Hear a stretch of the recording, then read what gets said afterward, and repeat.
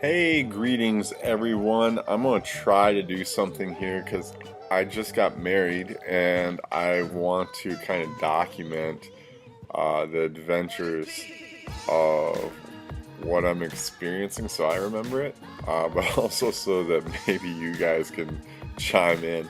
Um, but here we go. So we're going to go with what I learned. I've been married just about 2 weeks now, so I'm just trying to learn on the fly.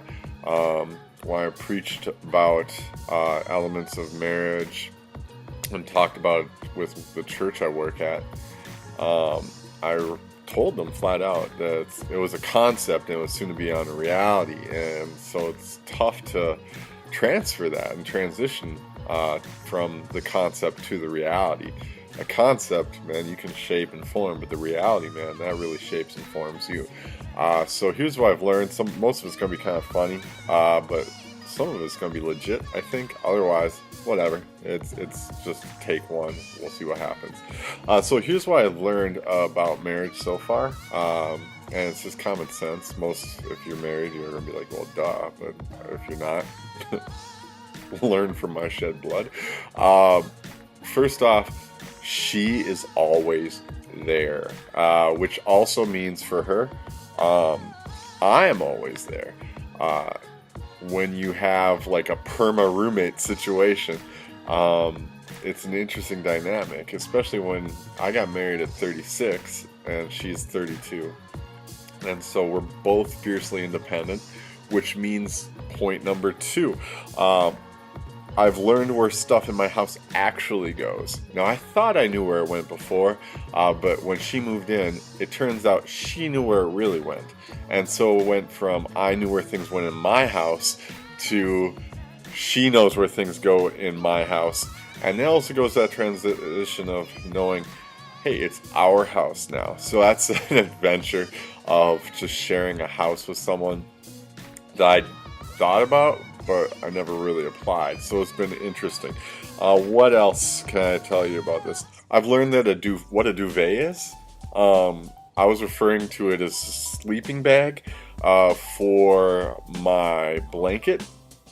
Turns out that's all wrong. It's actually a pillowcase for your blanket. So I don't know. I didn't know we needed something like that, but apparently we did. So that's fun. That's new and exciting. I've gained something I didn't know I needed. So that was fun. I've also learned that her feet will always be cold no matter what. No matter what.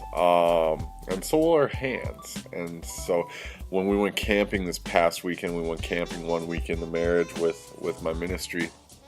And it got to be like upper 30s one of the nights. And no matter what they tell you, air mattresses are not made for cohabitation.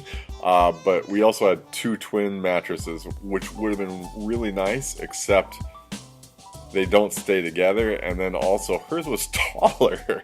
So yeah, no sharing body heat. It was just awkward, but it was fun. Also, something that I learned is how much I snore. When she asks you, hey, do you snore? Yeah, probably a little. Turns out it's probably a lot. So that's been fun and an adventure for her specifically, but something I learned. Then what else? I also don't know how to fold anything. I thought I knew how to fold things. You just basically keep cutting it in half until it's smaller to fit in the areas in an organized manner. Turns out that's just not enough. So I've learned that I can't fold anything. I haven't even tried fitted sheets. That's an adventure that I'm just not ready for. So that's something else I learned. So just those are some of the first kind of humorous parts. And now we'll transition to story time.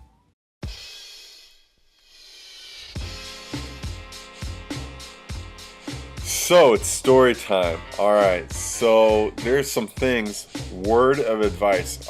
We didn't live together before we were married. Here's why. I wanted to have that clear separation of stepping from engagement or dating into marriage in a number of areas, so there would be a more distinct separation and more distinct transition, so it would mean more when we were married. So she moved in. She was moving all her stuff in, but she never spent a night in my house or our house until our wedding night. And one of the things they don't tell you is, hey, dummy, don't spend your previous 2 years sleeping in the center of your bed, because when it becomes our bed, you don't want a canyon in the middle that you both use gravity to drift into and collide in all through the night. So our first night was a mix of trying to figure out how to sleep in a queen-size bed together and not roll into each other. So as gravity starts winning for her, she's taking up roughly 2/3 of the bed. And I am swinging a leg off the side, I'm clinging to the bed. But around 4:30, we both aren't sleeping very well, and it's just awful. Around 4:30, I get up to go try to figure out how to relieve my cramping from clinging to this bed and expending so much energy not rolling over my bride to kill her. I go to the kitchen, I grab, it's like 4:30. I grab a banana, I grab some milk, and I grab some ibuprofen, and I'm on my way back to my bedroom, our bedroom, and she meets me going, can we sleep in different beds for the rest of the night so we can at least get some sleep? And I was like, praise the Lord, yes you may. So we spent the rest of our wedding night in different beds. And so it's been a learning experience there. It's something that we can look back and laugh at. But for all of you who don't live together before marriage, which is why I recommend, man, get your bed game on lock. Make sure that there's not like some sort of canyon in the middle that you're both going to die in during your first night. And just, man, invest in a nice mattress. You will thank me later for that advice, I hope. Or I don't care if you thank me. Don't thank me. It'd just be awkward.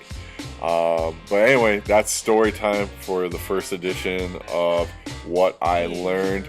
And hopefully I'll do this fairly regularly because I want to remember these first stages of marriage. It's been awesome.